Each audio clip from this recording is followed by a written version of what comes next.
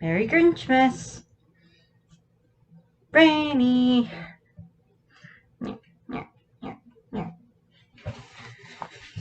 He's like, I can't go any further. There's a brick. Come on, up. Go ahead. Go the rest of the way. It's fine. It's like, but there's a brick. I gave you the window. Why did you come back? He's like, because I want to be center stage for the part of video, Mommy. Yeah, I'm sure you do. Sure you do.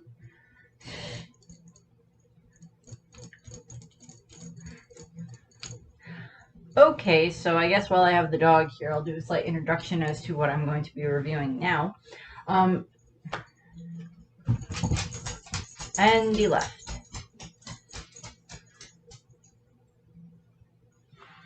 Am I not good enough for you? He's like, no, there's a window in this room that's open. Okay, dog's gone for the time being. We'll see what happens. This video is going to be about White Christmas. Not the song, the actual movie White Christmas. It came out in 1954. White Christmas is actually pretty much just one of my favorite musicals in general, and it's also just one of my favorite Christmas movies. As I said, it came out in 1954, and it is based on the concept. So this is very hard. This is kind of hard to describe the entire plot of the movie without just like telling the plot of the movie, which is basically what I'm going to do. So, slight history before we go into this. In 1942, Bing Crosby and Fred Astaire did a movie that was called Holiday Inn, and in that there are lots of these different Irving Berlin songs because this musical was written by Irving Berlin. All the music and the lyrics in the movie are from Irving Berlin for both White Christmas and Holiday Inn, and so many other musicals that were all written by Irving Berlin. And in Holiday Inn, there is the song White Christmas. The song, I believe, the song was that's kind of where it premiered, and it was sung by Bing Crosby in it. And since in the 80 some years since it came out, it has been sung numerous times, hundreds and hundreds of times, by many different artists, giving it their own spin on the song. I know Lady Gaga has a version. There's so many other various versions of White Christmas. And Bing himself subsequently is like the biggest singer of it during the whole time that he was alive. And even now, like, that gets replayed on the radio, or different, stations and everything like that all over the place. And then in 1954, they did White Christmas, which, White Christmas is kind of the song of the movie, but there's lots of other songs that are throughout the movie because, of course, it's like scattered with different Irving Berlin music and everything. Songs and such that were written by him.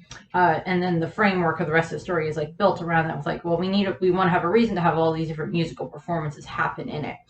And both Holiday Inn and White Christmas have that same structure of, well, we have these songs that we want to use, and then we'll structure the story around the songs. So, concept of the movie, or the beginning of the movie, starts on Christmas Eve in Europe, 1944, at the height of World War II. During World War II, of course, so many different people were drafted, of course, regardless of kind of like what your current job was. To a degree, you could very easily be drafted. And one of the draftees, former Broadway actor Captain Bob Wallace, who was played by Bing Crosby, and an aspiring performer, Private Phil Davis, who is played by Danny Kaye. And if I switch back and forth between like calling the characters Bob and Bing and like Phil and Danny Kaye, I apologize. Because it's just like, okay, I can interchange them that way very easily. And I'll do the same thing with like the sisters that are in this. And like if I jump back and forth between the names, I apologize. Also, it was really hard to find like high quality, high res images of this. movie, unfortunately, because there's not really that many that are available online. So I apologize if some of the pictures aren't as good as high quality as I usually have. But unfortunately, I just couldn't really find that many good images for it. But I tried to at least get some of the big ones that show a lot of the different costume changes that they have in the movie, or some of the different musical numbers that they use in the movie. And Wallace and Davis are putting on this kind of Christmas Eve show for the troops for the 151st Division. I find that hilarious. It is the 151st Division, and then there's also 150 original Pokemon. I just find that funny. I know it has like no bearing on the other one. I don't think like the people that designed the original 151 Pokemon were like, how many Pokemon should we make? Well, okay, sir, have you ever seen the movie White Christmas? No. I mean, I don't know how popular White Christmas movie is in Japan, and I guess it could be quite popular there, but I'm not sure. But I kind of find that funny. And they're putting on this like show for the soldiers, and it's this very ragtag type of show. There's not very much, there's not like production value that goes into it and everything. But like they're doing performances in the show and everything.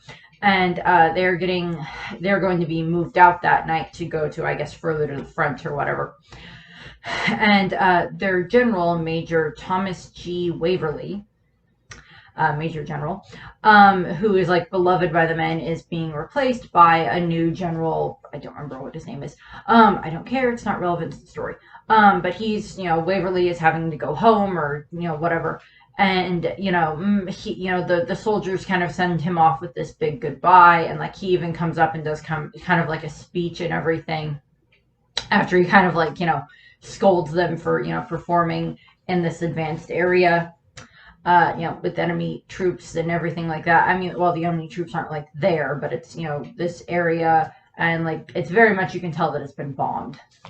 Because there's like broken buildings and collapsing buildings all over the place, which has relevance to the story. And one of the things that happen is, they all send him off. First Bing sings, White Christmas and everything. And then they sing The Old Man, which is just another song that's supposed to be like this, in honor of General Waverly and everything. And like, so General Waverly departs, and then pretty much as soon as that happens, there's like this bombing attack that happens, and like everybody's running for cover and everything.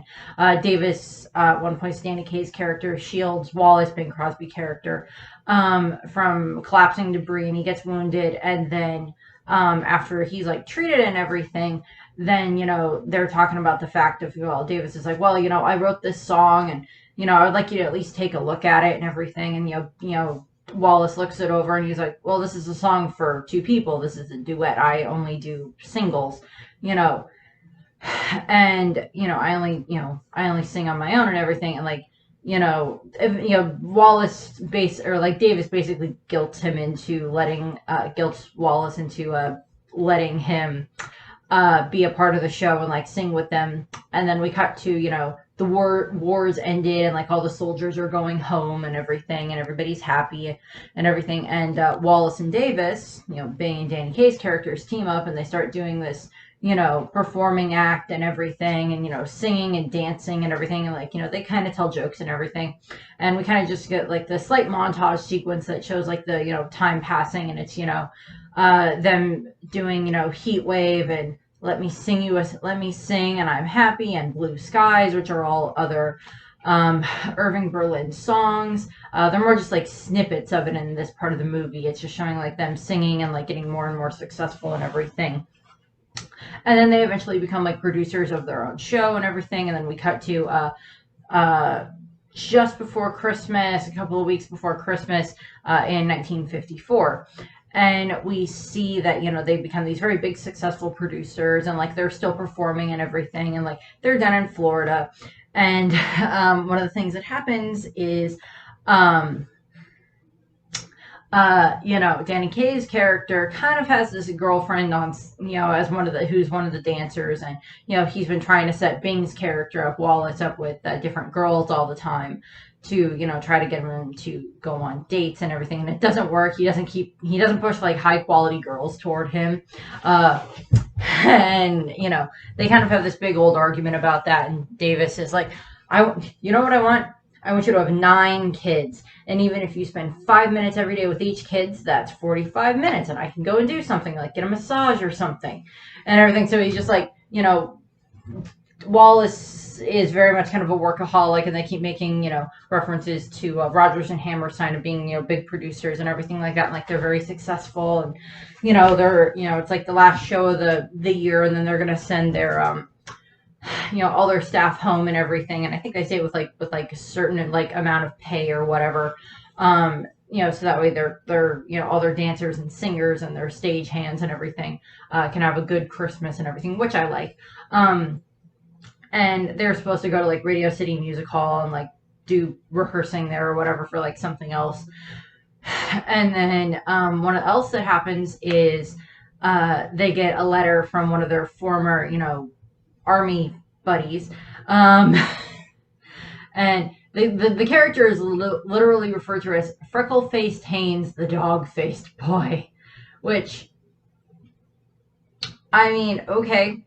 And they got a letter, you know, they got a letter from him stating that he has like 2 sisters that are a sister act, and like they're performing down in Florida at this certain nightclub, and you know, if it would go, if you know, Davis and Wallace would go and see them and like, you know, give them some pointers, and that would be nice. And like they go there, and then we meet the 2 sisters, and these are Betty and Judy. Betty is played by, I think I remember, Betty is played by Rosemary Clooney, who I'll mention this again later, is George Clooney's aunt. Yes. And then Judy is played by, Betty is played by I always get the characters mixed up because I know them better as like the actors' names, just because Betty is played by Rosemary Clooney, and then Judy is played by Vera-Ellen, and Judy, you know, Judy and Betty kind of figure out that like, oh, Judy's the one that sent the letter, and you know, maybe you shouldn't try to, you know, weasel your way into things and everything. And they do the performance, and the performance is a song called Sisters, where they're wearing these beautiful blue dresses and have these giant big blue fans, and like, you know, they're singing and dancing and everything. And Bob is instantly interested in Betty, and then Phil kind of notices that, you know, notices this right away. He kind of, you know, is kind of drawn to Judy a little bit too. And of course, the sisters are singing and dancing and everything. Not like extreme dancing at this point in time in the musical. I'll get to that. There is some amazing dancing in this musical, but not quite yet.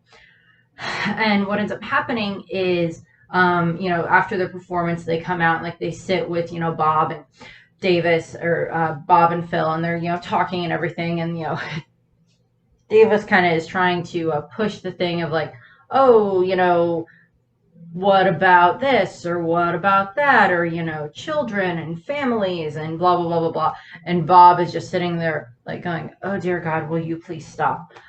And what ends up happening is, of course, the 2 sisters and, you know, Bob and Phil end up having, you know, like this little dinner and little conversation. And then Phil and Judy get up to go and dance. And Betty and Bob kind of have like this little snipping back and forth at each other, where it's just like, oh, Bob's like, oh yeah, I don't mind, your sister wrote the letter, that's fine. You know, everybody's got an angle and everything. She, you know, she did, you know, she pulled the strings, and, you know, it worked and everything. And Betty is just like, well, I just, you know, we're probably never going to see each other again. So, you know, why don't we just, you know, at least have, you know, amicable conversation type of a thing. And Phil and Judy go off and they dance, and then they end up going outside of this club, and they dance around, and they dance to the song called The Best Things Happen While You're Dancing, which is just this great, you know, dance number where they're like dancing around this whole set on like top of a boat. And like, you know, I love this sequence just because like Phil's costume, Danny Kaye's outfit is just like all the same color. It's all this nice blue, even the shoes, you know, Judy's outfit, the dress and the shoes match perfectly. And like they dance around because Vera-Ellen is actually more of a dancer. She can act and she can dance, but she can't really sing. So all of her singing in the movie is like dubbed. I don't know if for some reason I had heard that like Rosemary Clooney was the one that like did the dubbing for her, but I don't know if that was true or not. I don't remember if that was actually true necessarily. But one of the things that happens is, they're dancing around and everything like that. And then, it's time for the girls to go and sing again. And, at this point in time, like their landlord has showed up and like he's claiming that like, oh, they damaged the rug and they need to they need to pay me for it and everything. He's got like a warrant and it's a routine. It's just like, oh, you burned the rug. No, we didn't. Well, I have the police officer here and he's going to arrest you if you don't pay, type of thing. And Phil is like, well, we got to help the girls and everything. So it's, he gives Betty and Judy like their train tickets that like the two that like Phil and Davis had, Phil and Bob had to go on their, ride to New York and everything. So they give that to the girls. He gives them to the girls. And then in order to give the girls like a head start,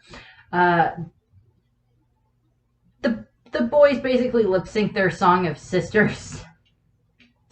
And like they kind of dress up a little bit, like they have the fans and they put like fake bows, butterflies in their hair and everything. And like the crowd itself is just like laughing the entire time. And like the two of them are dancing and like, lip syncing, and it's just funny as all get out. And like throughout the entire thing, you can tell that Bing is trying not to crack up.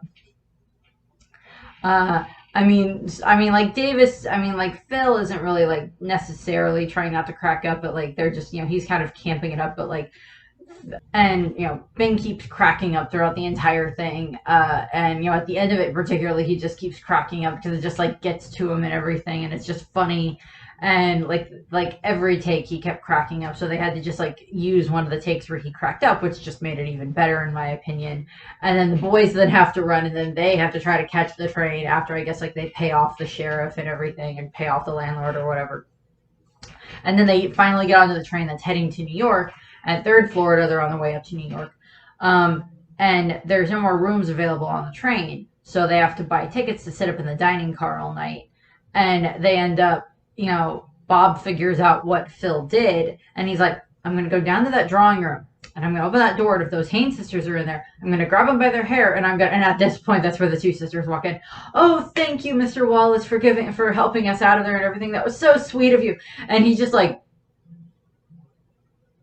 they're so nice, I can't be mad at them anymore. Like they hug him and everything, and he's just like, okay, and then they like sit and they have like, they end up eating, and then they start, the girls mentioned that they're going to the Pine Tree Inn in Vermont, and in Pine Tree, Vermont, and they're just like, oh, and like Phil is like trying to convince Bob that they should go to the inn as well and like relax and have some fun and everything. And like it does work, and then this is where they sing the song Snow, which is all four of them singing and everything about snow and skiing and like shoveling snow and snowball fights and like all this fun stuff to do with snow and everything like that. And it's just this cute fun little sequence between them. And then we cut to all of them are on their way to Vermont, but they get there and there's no snow anywhere. It's, all green, and, the weather is really, really nice. I live in Nebraska, and, this is going up on the 30th or the 31st, one of the two, 30th, I think.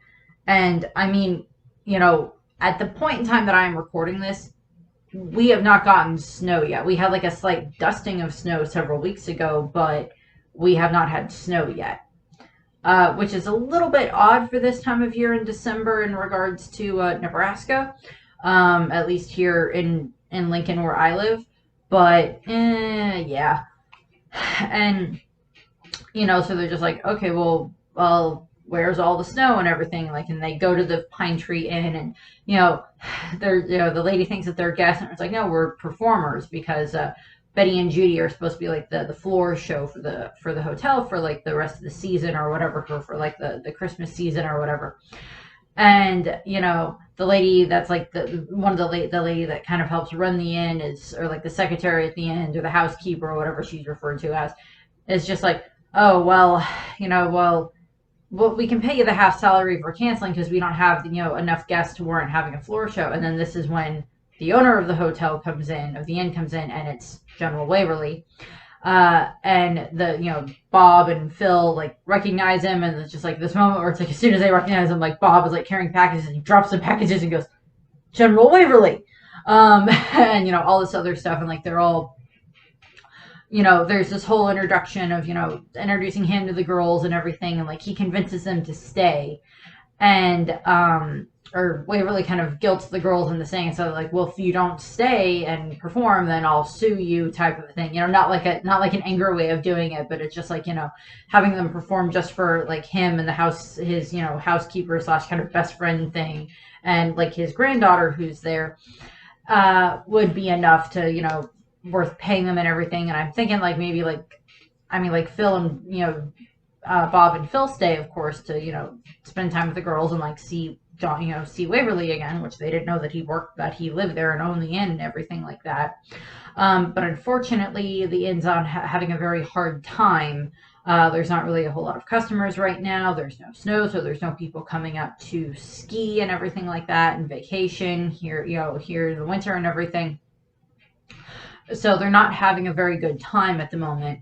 And Phil and Bob decide that, well, what if we do our old like nightclub act here and like fit the girls in as part of it, and then that would draw in people. And then like Bob rushes off because he's like, I know exactly what to do, and he like calls their kind of I guess their showrunner or so, and it's just like, okay, so here's what I need you to do. I need as many available performers up here as soon as possible. I need crew, I need costumes, I need backgrounds, everything up here as soon as possible.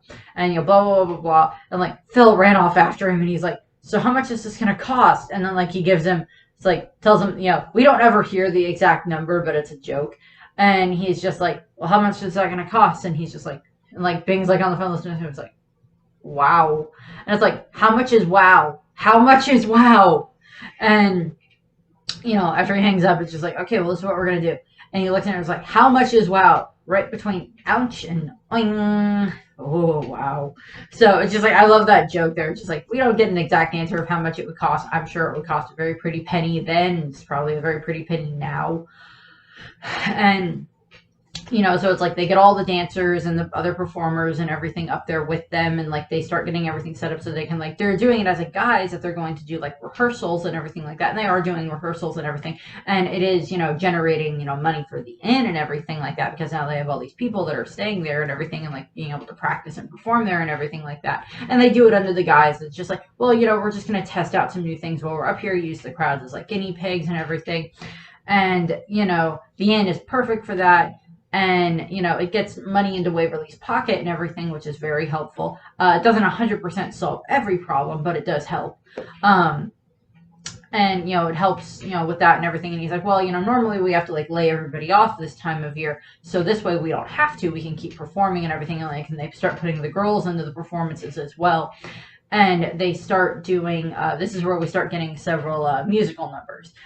So the first one that they do that have, like, them and the girls in it, along with all the other performers and everything, is the minstrel show number, which is I'd rather see a minstrel show, Mr. Bones and Mandy all together. And it starts off with Betty, Bob, and Phil all singing and everything, and then it transitions into with Mandy, it transitions into this is where we get to see like Vera-Ellen start to show off her dancing chops a little bit more. I mean, like we saw her doing the dancing with like Phil earlier in the movie, and the best things happen while you're dancing sequence, but this is where we get her to be like, this kind of like centerpiece of like this, all of, her dancing around with like all these male dancers and like the other females in the background and everything. And like, she's like this centerpiece in this beautiful white dress, or this white dress-ish outfit and everything. And, so it's, Mandy is kind of a love song and everything, but it's just very peppy and upbeat love song. And like, they're going through all of that. And like, we just get to see Vera-Ellen do all these great dances, and I love it. And it's just like, even if you don't necessarily watch it for the story, just go and look up some of these different performance sequences from White Christmas, because they are amazing to watch. In regards to how they dance and how they sing, and just like the different moves and everything like that they come up with, and the costumes in this movie are really, really good too. And so we go through all of that. And then that night, like Judy and Phil have noticed that like Bob and Betty are like kind of falling for each other. And that night we have that Betty and Bob. Bob sings to Betty about like the count your blessings instead of sheep is the song. And it's basically think about all the things that you have, like your family, your friends, your job, your house, blah blah blah blah blah, all the different blessings that are around you. Count those instead of sheep, and that'll help you sleep and such like that, because like Betty's kind of having a hard time sleeping and everything. And then of course this is where they kiss for the first time. And then then we cut to the next day and everything, and we're seeing all the characters together again, or all the characters some more. And like General Waverly got like this letter because he was trying to see if he would be able to get back into the army in like a training command position or something like that. And what ends up happening is Bob's kind of there talking to him, and he like gets the letter back, and he's like, oh, they're not going to be able to use me, type of a thing. And it makes him very sad and everything like that. And so this is where Bob and Phil, and then Judy and Betty are just kind of like, well, or like Bob and Phil are like, well, what can we do? Because it's just like he feels like he's forgotten and everything, or Waverly feels like he's forgotten about, that he's being forgotten about after so long and everything. And Phil and Bob come up with this idea of having their friend, who is Ed Harrison, who's supposed to be this, he's a, takeoff on like just whatever, late night talk show host was on at that time in the 1950s and everything. And I think he's supposed to be based off of like Ed Harris or something like that. He's, based off of whatever the, talk show host was at the time. And like he had been a member of the 151st Division as well. And Bob and him come up with the idea of like, okay, well, how about we do, let me come onto your show. Bob's like, well, let me come onto your show, and I can make this plea to like all of the 151st Division that are like in the New England area, and we can, try to tell them, where, the Pine Tree Inn in Pine Tree, Vermont, or whatever it's called, and, have as many of them come on like Christmas Eve as possible to come to the variety show and everything. Now, Bob does not want to have to, doesn't want this coming, doesn't like want Ed Harris to like send up, like a film crew or TV crew and like film it and like air the special and everything like that. They don't want to make, Waverly seem like this pathetic figure, because they don't. Bob doesn't want to do that. Ed Harris is kind of looking at it more from like the TV perspective point of view, so I can kind of see where he's coming with that. But unfortunately, during all of this, the housekeeper, who I cannot remember her name, I apologize. The housekeeper, who is like kind of the assistant of the inn and everything like that, and kind of like likes to argue with the general and everything, which is just funny. And she like listens in on part of it, and she just hears the part about it being like a big plug for Bob and Phil, and bunch of free publicity and everything like that. And she only overhears part of it. And she doesn't hear the whole thing about Bob saying, no, that's not what we're going to do. I just want to come on and I just want to talk, and I want to have them come, have people come up here and everything like that we're in the 151st Division, so he knows that he's not, Waverly knows that he's not forgotten. And, this results in, the communication error type of thing. And what ends up happening is Judy or Betty ends up talking to the housekeeper, which I do not know why I cannot remember her name off the top of my head. I apologize. She's funny. She's so funny. Cannot remember. And like, so there's this miscommunication and everything. And there's miscommunications all over the place during part of this movie. And what ends up happening is Betty and the housekeeper talk about the fact that, they think that Bob and Phil are just doing this for like the publicity and everything like that. And Betty takes that the very wrong way and everything. And she, her and Bob kind of have a fight. During this time frame, there is another musical number that they do that's called Choreography, which has, Phil singing and dancing and everything like that with like all these other background dancers. And then like this is also where like Judy shows up, and she's like in this pink outfit that I really like. And I don't care that much for the choreography number. I mean, like, Judy's parts in it is fine with her dancing around and everything like that, but overall, I just don't care that much for the number. The costumes are okay, but I just don't care for it. And Betty and Bob kind of have like this fight and everything like that. And Judy is just like, well, I think I know what's going on. She's in love, but she doesn't want to admit that she's in love because she always looked at me as like this little chick that needs to be protected, and she's mother hen. And how can we kind of set the two of get them to be happy together and set the two of them up. And she's like, well, if I faked my engagement and everything, if I got engaged or whatever, and this is where like she kind of like goads Phil into having to be the one that she's supposedly engaged to.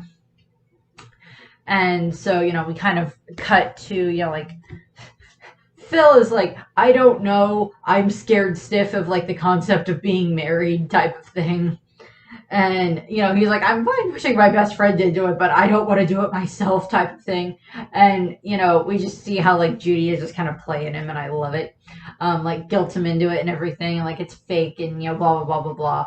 And, like, I mean, like, you can tell that she likes him, and, like, you can tell that he likes her, too, but he's just, like, really shy about it, which is funny. And then, of course, they have, like, this big kind of cast party, like, a couple of days beforehand, before when the variety show is going to appear. And what ends up happening is this is when Judy and Phil kind of announce their fake engagement and everything. And Judy is of course happy, but she's also sad about it and everything because she thinks that it's breaking up the act and everything.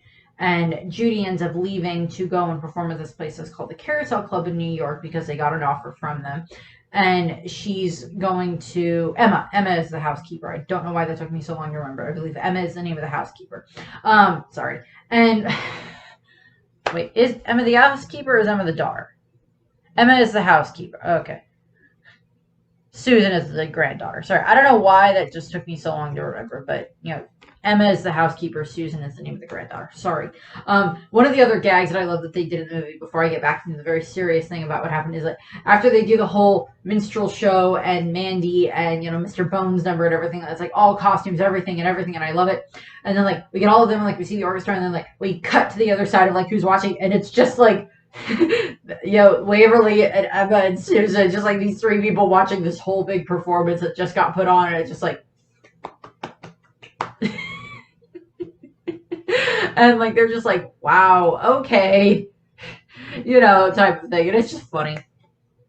But what ends up happening is, of course, Betty goes to New York, and she like left a letter, and this is when like Judy and Phil tell Bob that like, oh, the engagement was fake because we thought that the two of you would get together if she didn't have to watch her with the sister, and blah blah blah blah blah, and it didn't work well, and no, it didn't. And what ends up happening is, of course, Phil or Bob kind of gets angry at the two of them, and then like he heads to New York, and he's like, okay, just make sure that General Waverly does not listen to the Ed Harrison show tonight, or so I'm going to be on about this time and everything like that. So just don't let him hear it. So it's a surprise for what happens. And Phil or Bob goes to the nightclub where Judy is working and everything, and this is where we get this great musical number with Judy that's called Love You Didn't Do Right By Me. And it's this great musical number, and I love it. And like she's got this beautiful, like form-fitting black dress on that has like this giant pin crystal brooch thing on the back of it, on like over her butt. And like the dress itself is beautiful. And like she's got like these 4 dancers around her that are like the male dancers, and she's like the centerpiece of this whole thing. And like there's like one extremely cute dancer that is just like apparently according to him and such, is that like that role on White Christmas, like so many people are like, who the heck is that? He's so cute. And then of course he ends up being in West Side Story and like winning like I think the best supporting Oscar role for like whatever role he had in like West Side Story in the original version of it, which I just find so funny. but like, so Rosemary Clooney's character, Betty sings, the love you didn't do right by me, and like Bing, Bob's character gets to hear it and everything, and like he tries to explain to her that Judy and Phil weren't actually engaged, it was fake, and they thought that like maybe you and I had feelings for each other or whatever, and they're all kind of playing it up a little bit, and then Phil, Bob heads off to go be on the Ed Harrison show. And he explains when he's on the show, and like Judy is listening to or watches it, or like Betty listens to it, and Phil has back at the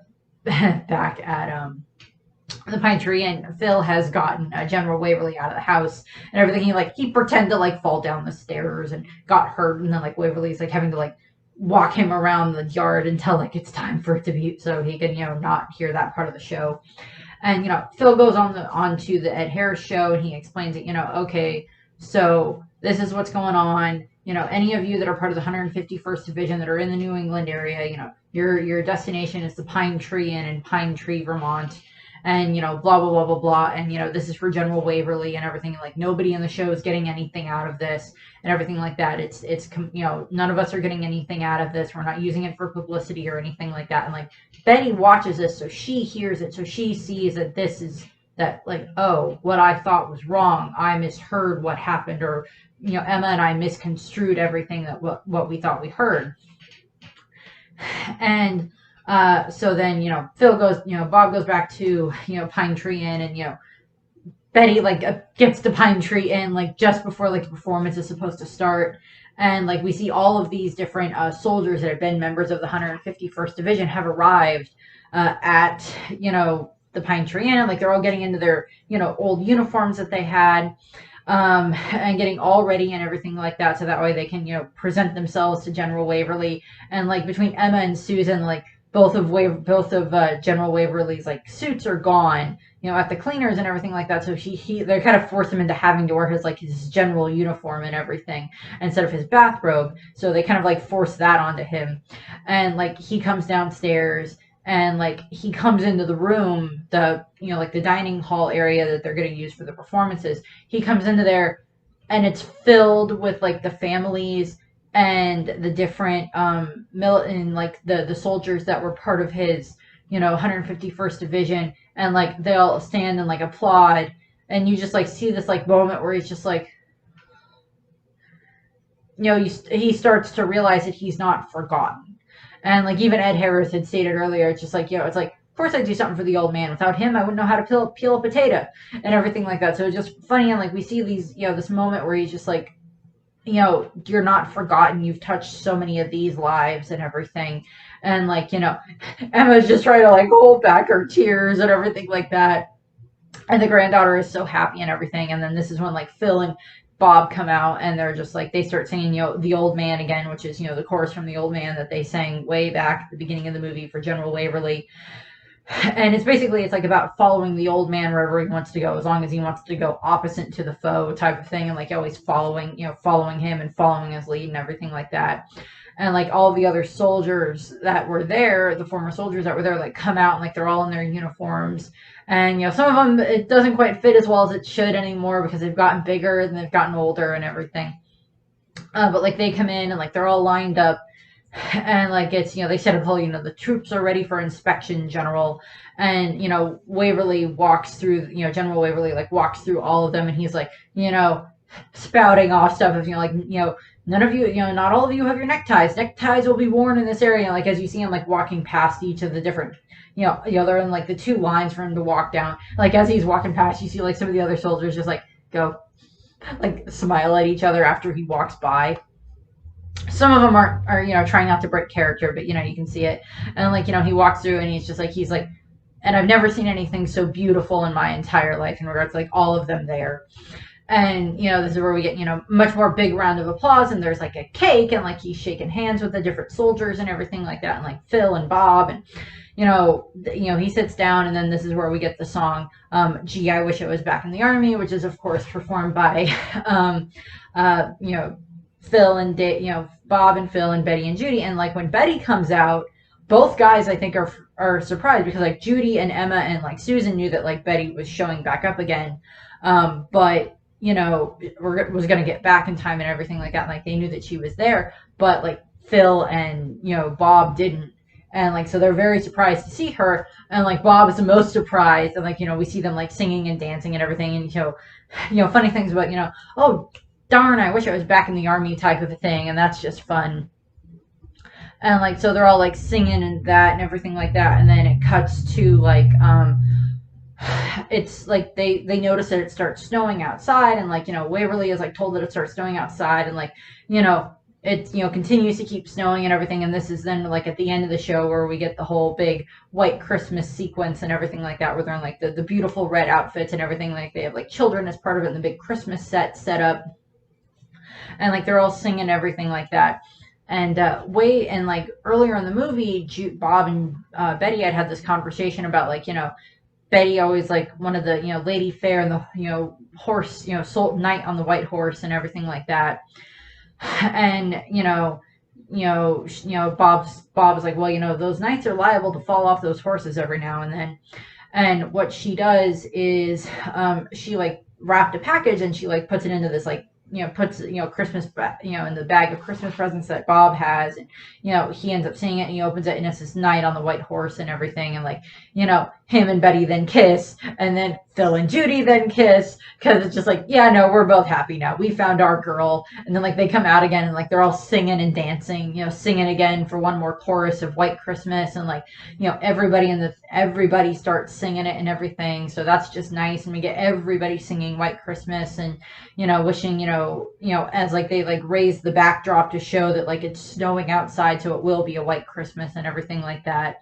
And I just love the movie. It's just one of my favorite Christmas movies in general.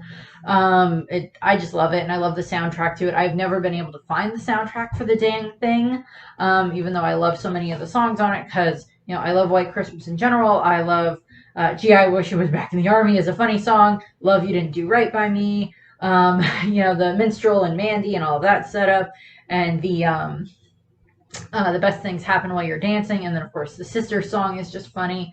As I said, Choreography is not my favorite, but it's still okay. And even though I kind of went over some of these already, in regards to the cast, of course, we have Bing Crosby playing Bob Wallace. We have Danny Kaye playing Phil Davis. We have Rosemary Clooney as Betty Haynes, excuse me. We have Vera-Ellen as Judy Haynes. As I mentioned, Vera-Ellen did not do her own singing in the movie, because she can't really sing, but she could do all the dancing that they needed her to do, and like the Judy role was the much bigger role for the dancing. So, and back in those days, it was not uncommon to like have someone who could dance come out and like do all the dancing and everything like that, and then have them be dubbed in singing later by someone else who could sing. And I had heard somewhere that like maybe like that Rosemary Clooney had done the dubbing for Vera-Ellen's character, but I don't know. And then, of course, we have Dean Jagger as General Tom, Major General Tom Waverly. We have Mary Wicks as Emma Allen, who is the housekeeper. And then we have Annie Whitfield as Susan Waverly. In regards to the casting, so as I mentioned before, in 1942 there had been the movie Holiday, and then it starred Bing Crosby and Fred Astaire. And this White Christmas was kind of supposed to be a little bit of like a remake of that. So they still had Bing Crosby tied to the project, and then like they had tied Rosemary Clooney to the project as well, but they had gone through several different things to try to figure out whether or not Fred Astaire could be a part of it, because there had been issues where like he was having issues like physical issues in regards to like injuries or like sustained injuries from like so much of his dancing. And I'm like, Holiday in itself is also a very fun movie to watch. It's also fun just watching like Fred Astaire run around trying to dance with firecrackers, which is funny. Like firecrackers going off randomly on the stage. That's funny. And awesome. Also, he does an entire dance where he's basically drunk the entire time, which is funny also. So just go watch that one as well. But eventually they had to settle on like having Danny Kaye be the one that performed, which was fine. And like him and Bing Crosby seemed to get along pretty well. And Bing Crosby and Rosemary Clooney got along really well. Pretty much most of the cast got along pretty well in this, as far as I'm aware, because there's like other bonus features that I've watched that have shown the background and interviews and stuff like that, and like stories from behind the scenes stories and everything like that for the different characters and everything that goes along with that. And there's so many different costume changes in this movie, and like the cast and the music is beautiful, and I just loved it. And like the dancing sequences in the movie I love with Vera-Ellen, with the Judy character, great. And Danny Kaye was like this amazing dancer at the same time as well. Side note, Fred Astaire is from Nebraska. Moving on.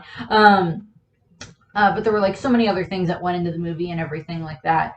And Irving Berlin basically gave it his blessing in regards to going along with everything. And Bing was just like, don't worry, the movie is going to be fine. The song is already a hit. We're not going to like ruin the song for you or anything like that, because like White Christmas was already like one of the highest grossing songs, highest played songs in like the 10, 12, whatever years since it'd been out. And so that's just fun. I know that Bing Crosby and Fred Astaire did do another movie together that was called Blue Skies, which again I have seen, and I do like. It's another Irving Berlin musical using lots of different songs from him. I don't remember if Bing Crosby and Danny Kaye did any other movies together. I just don't remember if they did or not. I believe this was Vera-Ellen's last movie before she like retired and ended up marrying, getting married and everything. Rosemary Clooney continued to do lots of other, singing and musical roles and acting roles and everything like that. And as I stated, she is the aunt of George Clooney. And it's just, funny different ways that they deal with that. And at one point in the movie, when they're talking about, freckle-faced Haynes, the dog-faced boy that is supposed to be Judy and Betty's sister, which is why they set it up that it's just like, his name's freckle-faced Haynes, the dog-faced boy. And like, why does he have the nerve to have sisters? And so that's just funny. And like, they're just like, how does he have sisters that look like that? And like, we see like a picture of him.